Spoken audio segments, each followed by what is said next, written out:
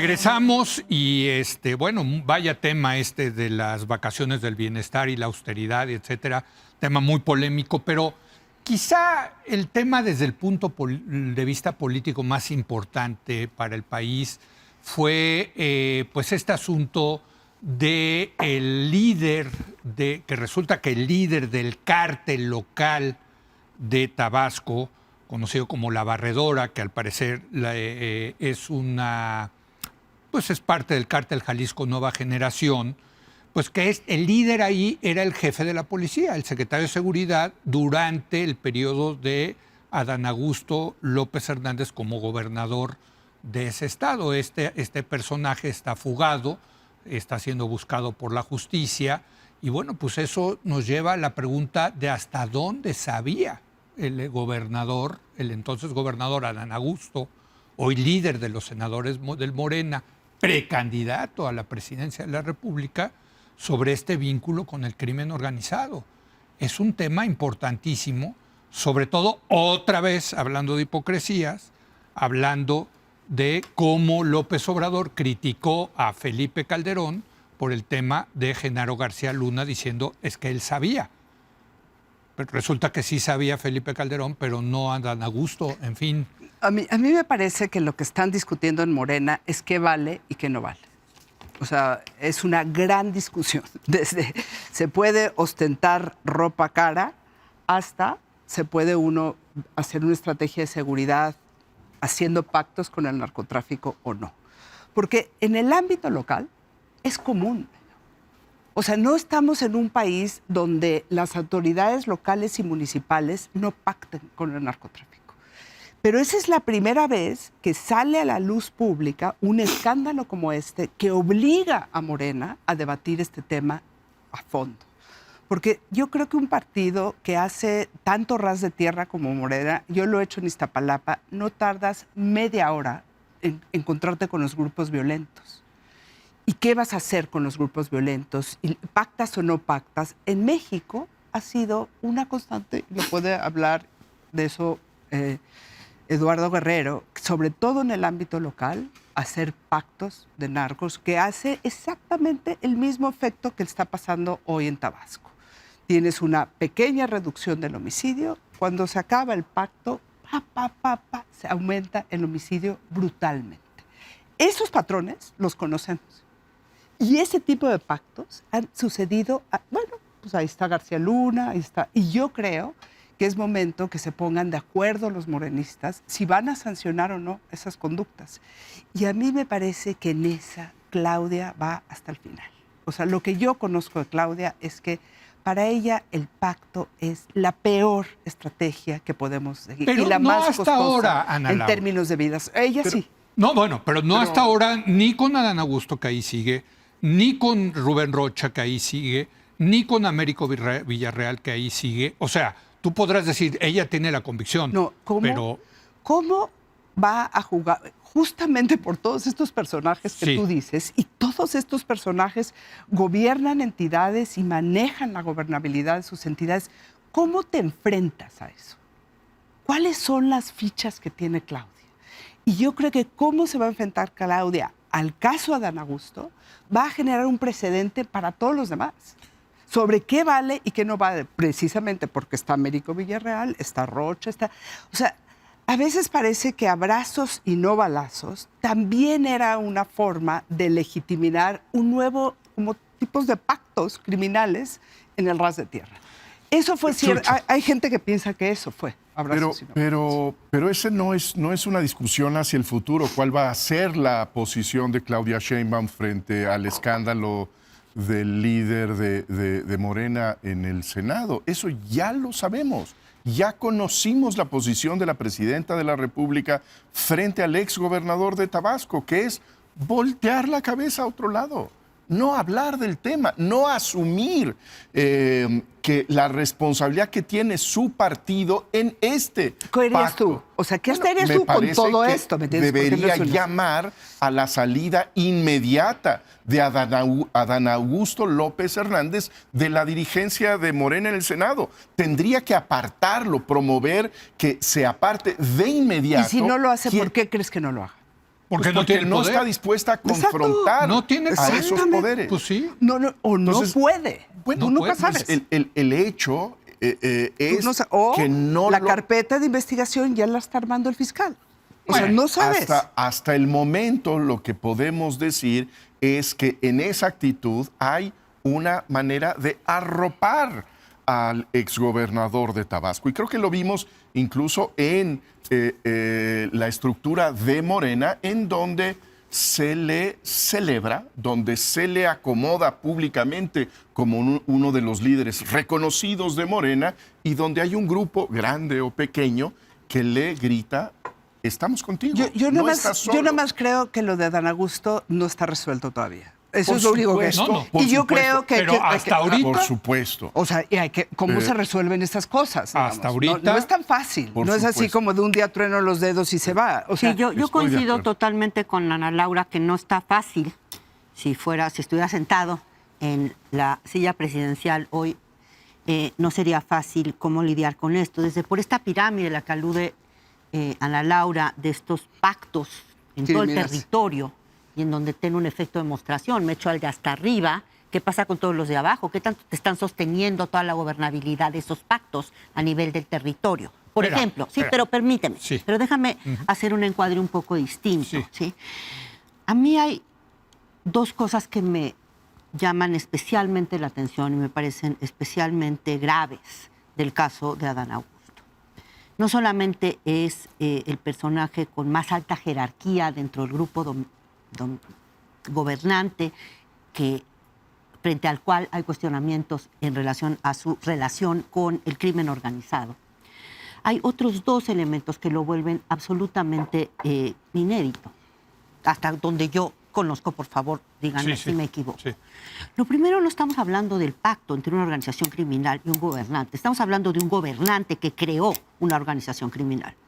Ya es como la fase superior del imperialismo, ¿no? O sea, ya es la fase superior. Ya no solamente pactamos, tú narco, yo gobernante, ya resulta que tú tú eres gobernante y tú mismo adentro del gobierno. Estás hablando del secretario de Seguridad. Exacto, estoy hablando del secretario de Seguridad nombrado por Adán Augusto López. ¿sabes? Nomás de un paréntesis. No sabes si eso es excepcional. Bueno, no sé si, No. por eso lo dije, no sé si es excepcional. No sé si es excepcional en términos de la exhibición, sí. En términos Claro. de lo que se ha hablado, de lo que he podido leer, digamos, no es tan común y corriente. Segundo, esto le da municiones a Donald Trump en un momento en el que Sí, la muy relación importante. principal de México con el mundo pasa por Estados Unidos. Sí. Es nuestro principal, digamos, ahí se agota casi el mundo para México, ¿sí? Y tenemos en los Estados Unidos, en la Casa Blanca, un Sí, presidente completamente. que dice que uno de los mayores problemas de México, que lo vuelve problema todo a México, es el narcoestado y la vinculación entre la clase política y el narcotráfico. Eso legitima. Bueno, legitima totalmente, le pone nombre, apellido al más alto nivel del partido gobernante Claro. de México. Que es realmente gravísimo, no solamente desde el punto de vista de lo que nos dice sobre lo que está pasando internamente en Morena, sino que me parece que en la medida en que le pone rostro a la acusación de Trump y la justificación que ha empleado para sea amenazarnos con aranceles más altos o para directamente, como supimos el viernes pasado, ya alistar, digamos, un operativo militar para que opere en territorio mexicano contra los cárteles. Bueno, no se dijo mexicano. Bueno, pero... no se dijo mexicano, se dijo latinoamericano, nada más que la mayoría de los cárteles involucrados sí son mexicanos. Sí. Entonces, simplemente me parece que esto sí tiene una magnitud en términos del grado De en el que exhibición. vulnera al país Sí. y vuelve evidente que esa es nuestra mayor vulnerabilidad tremenda. Y A por ver, eso creo que va a ser- déjenme, tengo que ir a una pausa. Sé que le quieres entrar. Yo tengo que hacer una pausa y regresamos en un momento.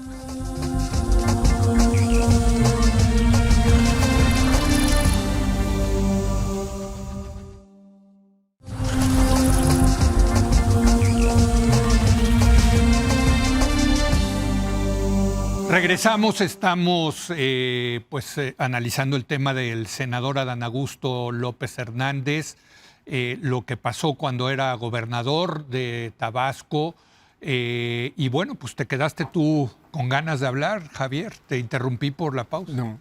Me gusta cómo lo plantea Ana, de que Morena ahorita está definiendo qué se vale y qué no se vale. Y yo agregaría, ¿y cuáles son las consecuencias de hacer algo que no se vale? Y ahí sí creo que hay un rango de posibles consecuencias. Y Chucho creo que también correctamente señalaba que hasta ahorita no hemos visto claras consecuencias. Yo agregaría ni en el sexenio pasado. A mí algo que siempre me sorprendió de López Obrador en el sexenio pasado fue su renuencia a cortar cabezas. Porque si algo queda claro es la lógica política en distintos contextos, para distintos políticos, con ideologías muy diferentes, de cortar cabezas. Doy un ejemplo, Serra Puche y Zedillo. Sí. Le quedó clarísimo a Serra Puche, vamos a suponer que no era culpable del error de diciembre, que él tenía que ofrecer su cabeza. Sí. Y le quedaba clarísimo a Zedillo que él tenía que cortar esa cabeza, bien por ambos, por cierto. ¿Por qué nunca quiso cortar una sola cabeza López Obrador, excepto las dos excepciones de las bodas suntuosas, ostentosas? La Suprema Corte de Justicia no está incluida en esa... No. Estoy hablando de cabezas propias. Sí, cabezas ajenas. Del Ejecutivo. Sí. No, pero entonces cuando agarras a un criminal estás cortando cabezas. No, estoy hablando de cabezas propias, ¿no? Del Ejecutivo. No, de tu gente. O sea, que dependía de... Jaime Serra era el secretario de Hacienda de Zedillo, no era un opositor, ¿no? Sí. ¿Por qué nunca lo quiso hacer? Hubo varias oportunidades, los escándalos alrededor de Bartlett, en fin, hubo un sinnúmero de oportunidades y nunca lo quiso hacer, ¿no? ¿No tenía el poder? No, claro. Pues creo que sí lo tenía, es decir, la explicación de que no tenía el poder en el caso de Claudia, igual esa es la explicación, pero creo que vale la pena tratar de ver si hay otras, es un tema de momento, es un tema de su relación con López Obrador, es un tema de que no tiene sustitutos operadores para sustituir a Monreal y a Adán Augusto. Bueno. En fin, yo creo que la historia vale la pena tratar de entender. En una de esas es falta de poder, en otras lo está preparando bien, otras es esperando el momento correcto, no sé. Pero sí me sorprende que este movimiento Morena, que pretende tener este contenido moral, que es una de las principales armas que tienes para cortar una cabeza propia, no haya querido cortar cabezas. Pero me ha intrigado. Por cierto, porque en esta mesa discutimos el caso de Rubén Rocha, de gobernador de Sinaloa, y dijimos que era insostenible. Después de lo que pasó con el Mayo Zambada, después de cómo mintió con la investigación del asesinato de Cuellar, ¿no? Y ahí sigue. O sea, yo creo que ese es el dato objetivo. ¿Sí? Adán Augusto López Hernández sigue siendo la cabeza de Morena en el Senado. Sí. Y eso no solamente es un asunto que tiene que ver con el poder de la presidenta y la estructura de Morena, creo que es un asunto que sí tiene consecuencias, como bien dice Blanca, en nuestra relación con los Estados Unidos. Correcto. Y coloca al país en una situación en extremo vulnerable. Entonces, esta discusión que tenemos del reacomodo dentro de Morena tiene una consecuencia que yo creo que hay que asumir. Eso en cualquier momento puede ser exhibido en una conferencia de prensa en la Casa Blanca, en donde se haga el pizarrón, en donde quiénes son las estructuras del gobierno mexicano, de los gobiernos locales, del Congreso mexicano y cuáles son las probables ligas con las estructuras criminales. En ese sentido, Claudia Sheinbaum, que ha sido muy cuidadosa en su trato con Donald Trump y ha tenido, me parece, éxito en el capoteo de las presiones, creo que está poniendo a México en una situación en extremo vulnerable. Ahora, lo que tú decías, Ana Laura, es que si no lo hacen, no va a funcionar la estrategia que tienen de seguridad en contra del crimen organizado, que sería gravísimo. ¿No? A mí me parece que es súper importante entender que lo que está en juego es la gobernabilidad.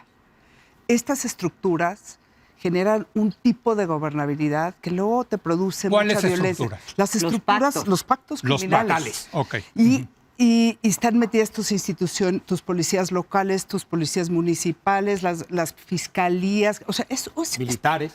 Todo un entramado complejo. Entonces, yo quiero pensar que la presidenta sabe muy bien los riesgos de mover una pieza así si lo haces mal. digamos, que se te caiga toda la entidad. O sea, lo que hizo Estados Unidos con Sonora, ¿no? O sea, Con Sinaloa. Con Sinaloa, un Con desastre. Sinaloa. O sea, si haces mal la intervención, hasta la fecha no hemos parado de los homicidios en Culiacán, ¿no? Entonces yo creo que la presidenta sabe que esas estructuras se mueven con cuidado y con refuerzos y trae unas broncas en materia de seguridad brutales.